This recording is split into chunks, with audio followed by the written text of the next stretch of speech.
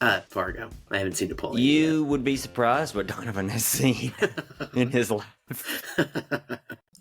Oh yeah, no, but the other way I went, I was telling you all about this. The other way I went a new way to the grocery store, and I found an abandoned, burned out glassworks, three 17th, 18th century farmhouses, and a Veterans Memorial Park I didn't even know about. I can't think of a better way to start this YouTube segment. See, the interesting thing about the glassworks is that Pitkin, the guy in charge of it, had supplied gunpowder at a loss during the American Revolution. So after the Revolution, he successfully lobbied to be given a monopoly on glassmaking in the area. How'd that work out for him? Fine. Good. I mean, it closed. He died eventually. Well, as we all do. Well, so far. We won't, because we'll be on YouTube forever. Oh God! This is how I live on. Yeah, this is it. You didn't think about the Earth is a lifeless rock, but you can still get on YouTube. Welcome, everyone. If you made it this far, God bless you. Let's talk some Thanksgiving. We're done with it. It's coming on. We're in the Christmas season 100% now, or, Hanukkah soon. Depends on your season. Does Thanksgiving get its due? No, of course not. It? No, okay, fair. Right. It doesn't get its due? What do you mean? Doesn't get its due, yeah. I'm kind of picking up where TD and Greg left off on taking on sports. They said Thanksgiving needs some respect put on its name. My neighbors all went straight from Halloween to Christmas. I saw one person put up like an inflatable turkey, but yeah, they're just skipped. There's a whole other holiday in the middle there. Not anymore. I think that's kind of the beautiful thing about Thanksgiving. Tell me. I think about it. Think about how much we have commercialized most other holidays, and Donovan says one person put up an inflatable turkey, as if that is a metric by which the seriousness of a holiday is measured. That's true, but right? To me, Thanksgiving, I think it's got a few things going for it. Number one, it hasn't been milked, right? Right. And like the gist of it is just that you get together with your family and eat food. What's not to like about that? I do. I guess my metric is like how many inflatables are up, which is going to make Easter real weird. Easter, not as big of a deal as it thinks it is. No. Here's my thing with Thanksgiving. I got 2 points. No, I'm all ears. I love that it's always on a Thursday. I love that. Okay. The schedule never changes. Christmas is kind of like, what day is it on this year? We got to figure out who can get off what job when to do this and blah, blah, blah. Every year. And it can severely change if I haven't had a job where they told me where to be in, I don't know, the better part of a decade. But it can severely change the vacation time that you get. So, other holidays, the 4th of July could just fall in the middle of the week and, you just have a Wednesday off. The hell's that good for? Sucks. Thursday, you may get the Wednesday. You're probably going to get the Friday. That's good living. I respect that. I know how to wrap my head around that. That's a hot streak. You know what that is, Adam. If I may interrupt, you know what that is? That's drinking time, buddy. Wednesday? Yeah. I remember when I used to drink Wednesday, drinking time. That's like one of the busiest bar days of the year, right? Surely. I think that's another, maybe not that specifically, but there is no Thanksgiving season. There's only Thanksgiving. Like you probably, if you're going to go somewhere, maybe you travel there on Wednesday, you do the thing on Thursday, maybe you have to hang out a little bit on Friday, and then you're kind of released.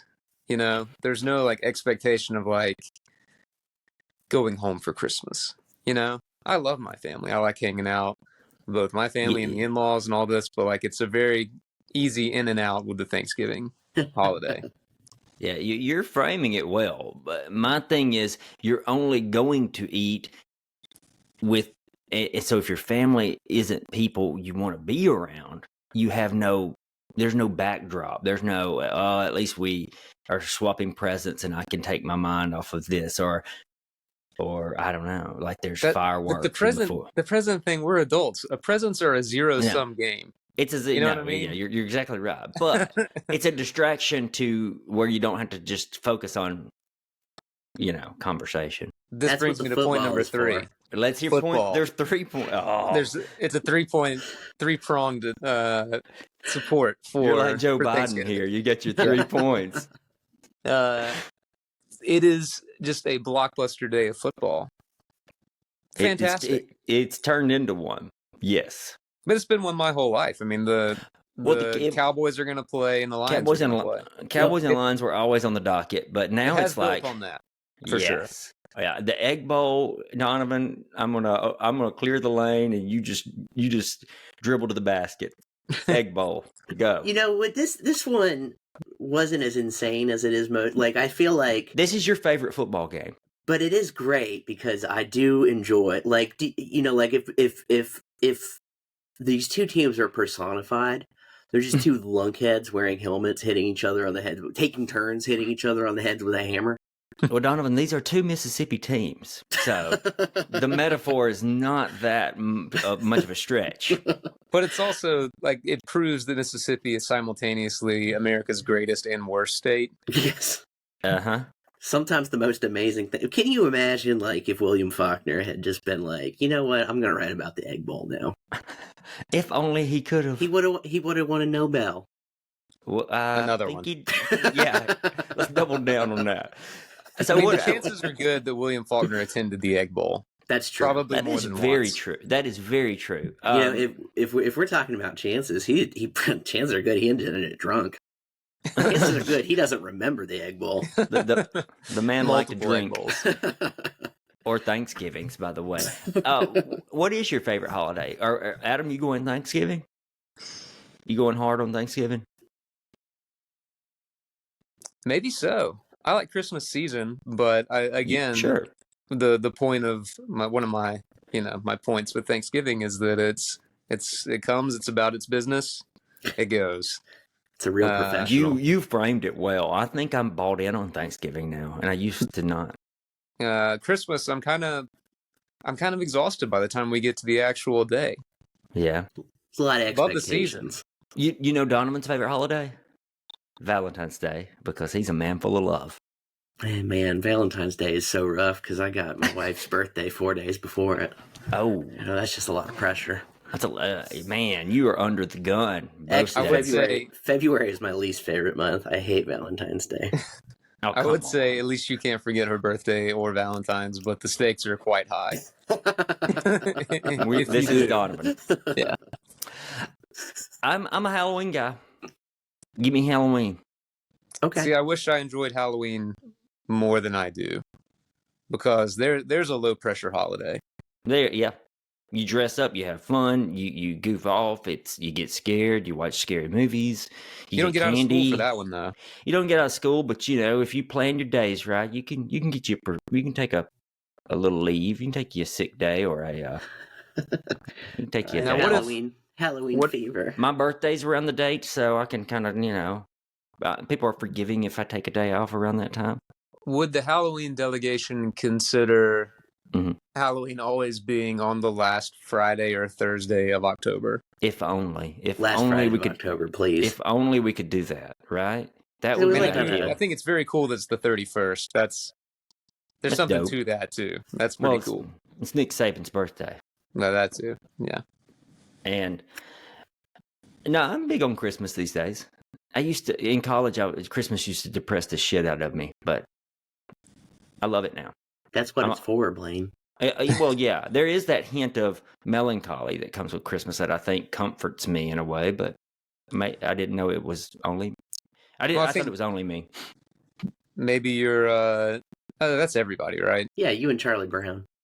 Me Everybody's a and little Chuck. melancholy. Me and Chuck have a lot in common. This segment needs a name. Did y'all come up with one? Farting around. Farting around the holiday tree. Partner, well, no. I mean the YouTube segment itself. Yeah, because it doesn't Then just just air. cut holiday tree. Farting around. Farting around. I call it the bullshit corner. I don't know. But listeners, if you have ideas, you haven't sent any in, so thanks for nothing. Adam, you are behind 1 week on the challenge. That's okay, because we're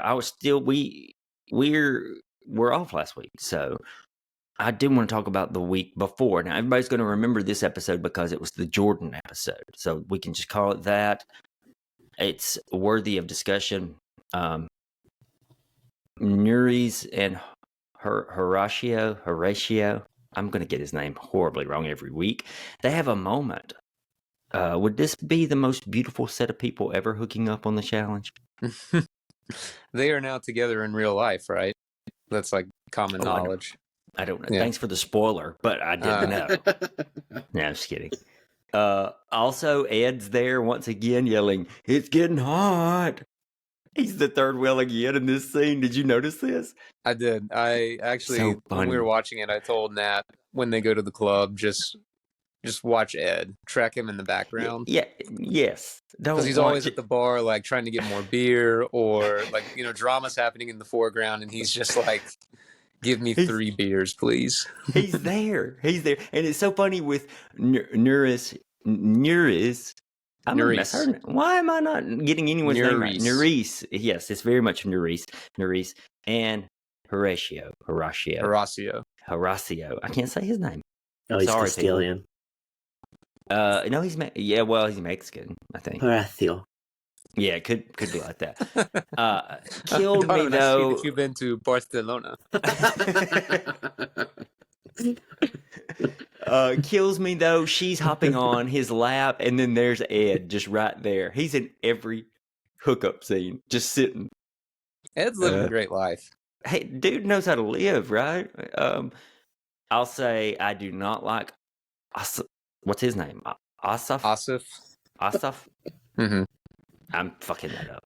He seems like a douche. This is a little weird. Little douchey. Let's see what else we got.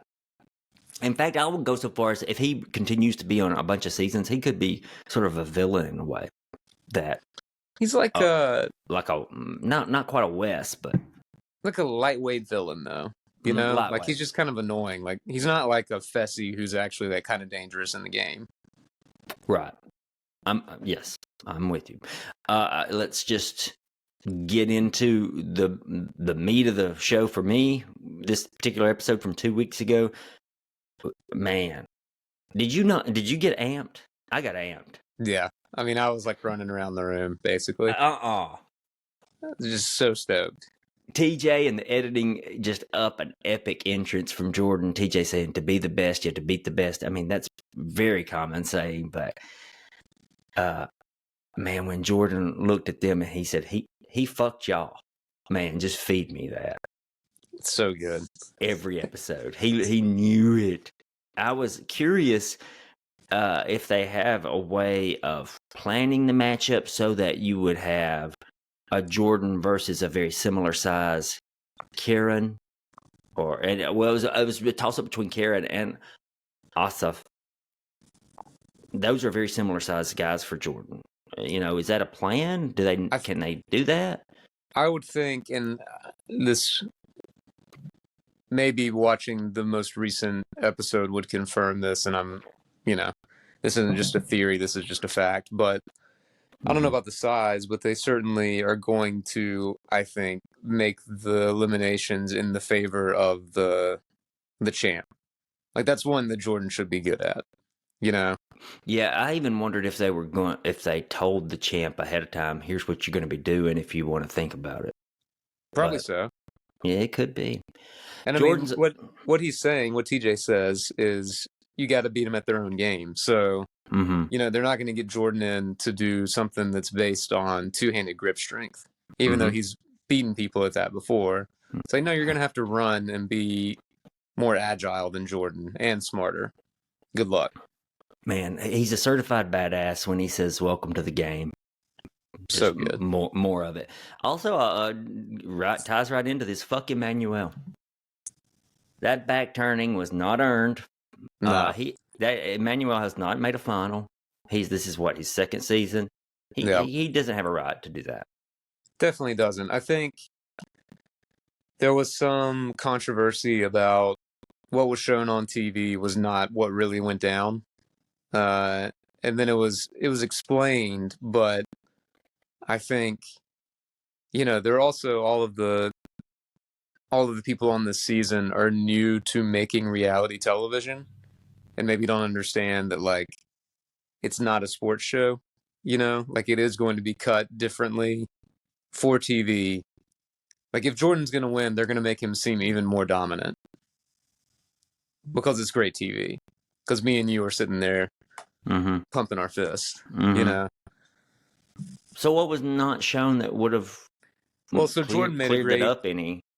So it kind of started, some of the cast were like, that's not the elimination I remembered, and which led people to speculate that, like, production was directly helping Jordan, or even when he stopped, he was like throwing a fit. Remember, he stops at one point. Oh yeah, and just lets him. So that was actually him trying to prove a point to production of, like, y'all. Apparently what happened was, they said you can't get physical, you can't wrestle, and Kieran wrestled him to the ground in the round before, and he's like, y'all have to call that if this is going to be fair, because my strategy is based on not doing that. So he just put his foot down and said, I'm not going to play unless y'all do this right. And it pissed off a bunch of the cast, even though he's just saying, like, call the game that you design, And he did this whole video that explains it all, and he tagged Kieran in it, and Kieran was like, yeah, that's exactly what happened. Oh, okay. Good to know. That clears some things up, but he still wins, even though he still wins. And they do some things, like they actually did 5 rounds instead of 3. They only showed 3, and even edited it down to look like the first round. The first round had action from other rounds in it. Oh, that's a shame. They're just trying to tell the most dramatic, like, the outcome is not going to change, but they may change the way that it's presented, which isn't really that surprising if you've watched the show for any length of time. Yeah, that's true. One of the tells, Jordan said, was his shoes started coming off. So he took his shoes off and set them at the base of one of the ramps. So on some of the cuts, he's wearing those bright yellow shoes, and some he's in socks, which is interesting in 2 regards. One, it tells, betrays some of the editing, and 2, he beat that dude in socks. Yeah. Up a little slippery slope thing. Yeah. Wow. Okay. That's good. Good to know. Clears the air, and Jordan's awesome to watch. Hey, join us on the audio. We're gonna cut to audio, and you can join us on audio, any podcast app, the Alabama Take. You can stay on YouTube. There's a audio version coming up with the full real episode. This is the end of, what was this, farting around corner? Wait, just farting around, or bullshit corner, something. Let's think of a name. The Dutch corner.